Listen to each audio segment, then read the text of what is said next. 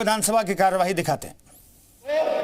उसको न्यायिक प्रक्रिया के तहत दंड जरूर मिलेगा, माननीय जरूर मिलेगा। यही मैं कहना चाहता हूँ। आपके पार्टी के अध्यक्ष ने घोषणा की और वहाँ सफाई किया, उस मुकदमे में उनका नाम नहीं है।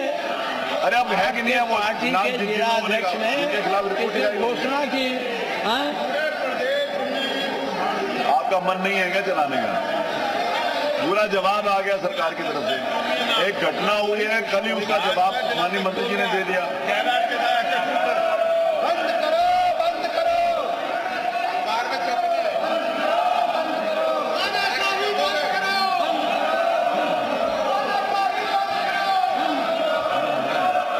चलिए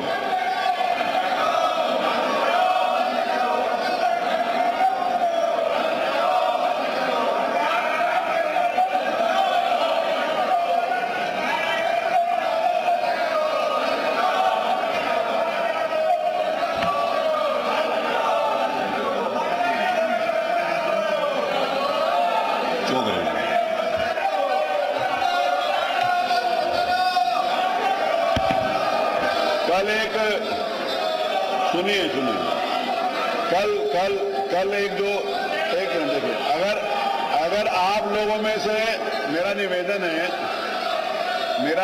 है, मेरा सुन लीजिए प्लीज। मैं सुबह से देख रहा हूं कि आप में से कुछ सदस्य हाउस चलाने में इंटरेस्टेड नहीं है, हर मामले के अंतर्गत कुछ न कुछ कर रहे हैं। मेरा मन और सरकार का मन यह है कि हाउस चले। अभी माननीय नेता प्रतिपक्ष ने किसी विषय को लेकर अपनी बात रखी, माननीय मंत्री जी ने उसका जवाब दिया। अगर आप मुद्दों के ऊपर चर्चा करना चाहते हैं, अगर आप विषयों के ऊपर चर्चा करना चाहते हैं जो नोटिस आपने नियम 56 के अंतर्गत दी हैं, और उसको चर्चा करना चाहते हैं तो मेरा आपसे रिक्वेस्ट है कि आप चलो। अगर आप नहीं करना चाहते, अगर आप हाउस बंद करवाना चाहते हैं तो मैं आज वो भी उसके लिए भी तैयार हूं। मेरा मन नहीं था कि हाउस बंद हो, मेरा मन ये था कि सारी चर्चाएं हो, सरकार जवाब देने के लिए तैयार है, मेरा ऐसा मन था। अगर आप लोगों का मन नहीं है हाउस चलाने के लिए तो आप बता दो। आपका मन नहीं है तो मेरे को कोई परेशानी नहीं है। If you are not interested कि आप जनता की समस्याओं के बारे में चर्चा करें, अगर आपकी रुचि नहीं है तो मुझे कोई प्रॉब्लम नहीं है। मैं आपको पूरा अवसर दे रहा हूं। नहीं, आप लोग अगर आपको बोलना है तो आपकी बात आई है तो उसके ऊपर ऐसे इस प्रकार का अनारकी नहीं कहा मैंने ना, सॉरी नो, मैं आपको इस बात की इजाजत नहीं देता। नेता प्रतिपक्ष ने कोई विषय उठाया, माननीय संसदीय कार्य मंत्री जी ने उसका जवाब दिया कि कल ही एफआईआर करा दी गई है और जिनके खिलाफ एफआईआर कराई है उनके खिलाफ कार्रवाई की जा रही है। वो सारी बात आ गई। अगर आप देखिए, आज आपके नियम 56 के अंतर्गत जितना आपने मेरे से अपेक्षा करी थी कि सारी नोटिस मैंने ले ली, आज तक जो जितनी भी नोटिस नियम 56 के अंतर्गत कभी भी नहीं ली गई होंगी वो सारी आज मैंने स्वीकार कर ली और सब स्वीकार करके मैं सब पर बोलने के लिए आपको मैं इस सदन में घोषणा करता हूं कि विपक्ष सरकार को अवसर देने के लिए, अपनी बात कहने के लिए तैयार नहीं है। आप जनता की समस्याएं उठाने के लिए तैयार नहीं है। जिन नियमों के अंतर्गत आपने आज स्कूल मर्जर के ऊपर एप्लीकेशन दी, बिजली के ऊपर दी, स्वास्थ्य के ऊपर दी और अन्य विषयों के ऊपर आपने दी, मैंने सारी आपकी सूचनाएं स्वीकार करी हैं और सबको सूचनाएं स्वीकार करने के बाद मैं आपको अवसर दे रहा हूं कि अगर आपका मन है उनके ऊपर चर्चा करने का, अगर आपका मन है तो आप प्लीज अपनी सीट पर चलिए। अगर आपका मन नहीं है, कमाल भाई आपने जितना कहा था मैंने सब स्वीकार किया, सबके ऊपर मैं अवसर दे रहा हूं। अगर आपका मन नहीं है हाउस चलाने के लिए तो आप डिसाइड कर लो। चलिए मानी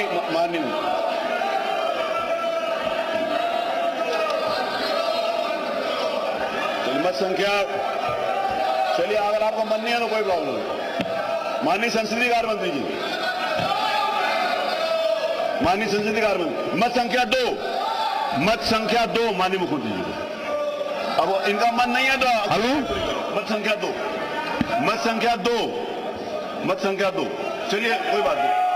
आपका मन नहीं है तो मुझे कोई प्रॉब्लम नहीं। मत संख्या 2 पहले पेज पर ही है, मत संख्या 2 पहले पेज पर है। बटा 1 विरोध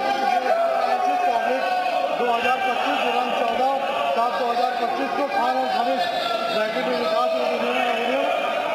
51 की धारा 28 को धारा 3 के अधीन सदन के पटल पर रखता है। मत संख्या 3 माननीय वित्त मंत्री जी।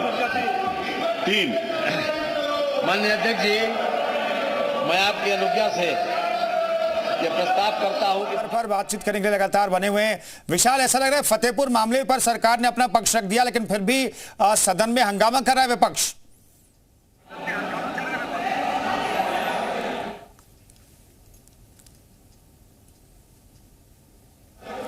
विशाल, सुन पा रहे हैं आप मुझे?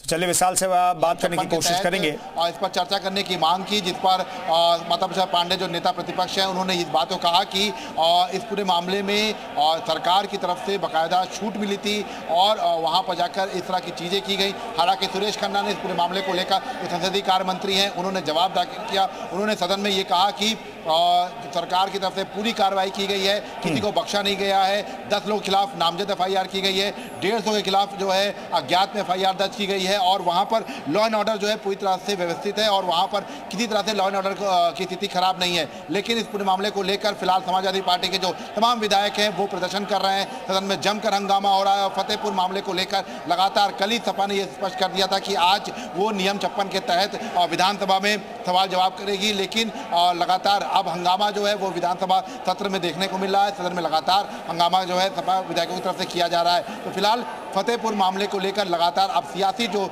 बयानबाजी है वो तेज हो गई है। लगातार आरोप प्रत्यारोप का जो दौर था वो चल रहा था और अब सदन के अंदर भी ये मामला जो है वो उठा है। जी बिल्कुल, सदन के अंदर भी फतेहपुर का मामला माता प्रसाद पांडे ने उठाया, जिसका जवाब संसदीय कार्य मंत्री सुरेश खन्ना ने दे दिया, लेकिन उससे संतुष्ट विपक्ष नहीं है और उस पर लगातार हंगामा कर रहा है।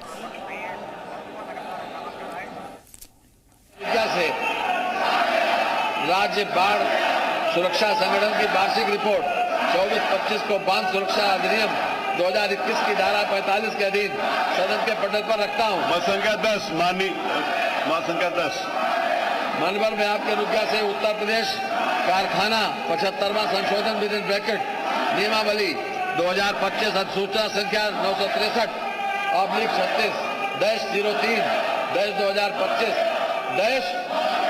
1,17,92,147 दिनांक 4 जुलाई 2025 को कारखाना अधिनियम 1948 की धारा 115 की धारा 2 के अधीन सदन के पटल पर रखता हूं। मत संख्या 12 माननीय ऊर्जा मंत्री।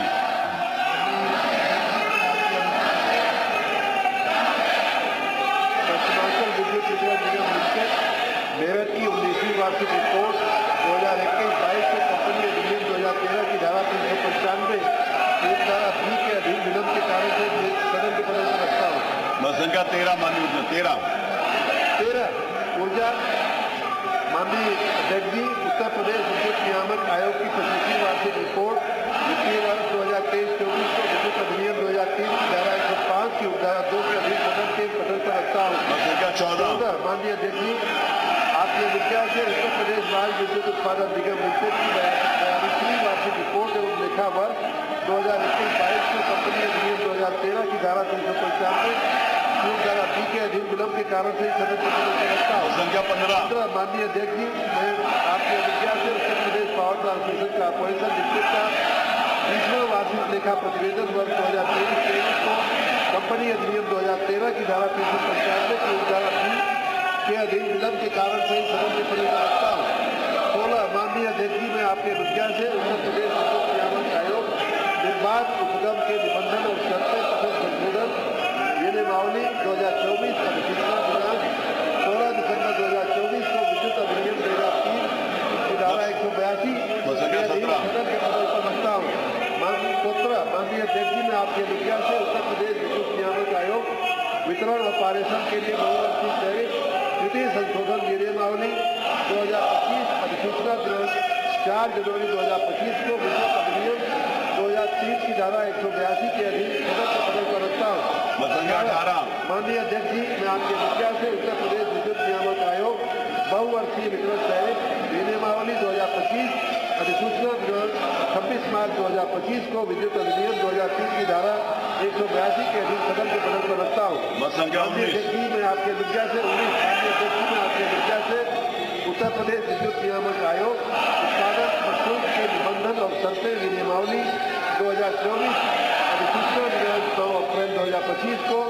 विद्युत अधिनियम 2003 की धारा 182 के अधीन सदन के पटल पर रखता हूँ। माननीय अध्यक्ष जी, मैं आपके निर्देश से उत्तर प्रदेश विद्युत नियामक आयोग रूफटॉप सोलर पीवी ग्रिड पारस्परिक प्रणालियां सकल मंत्री जी ये नियमावली ये क्या हो रहा है पीछे?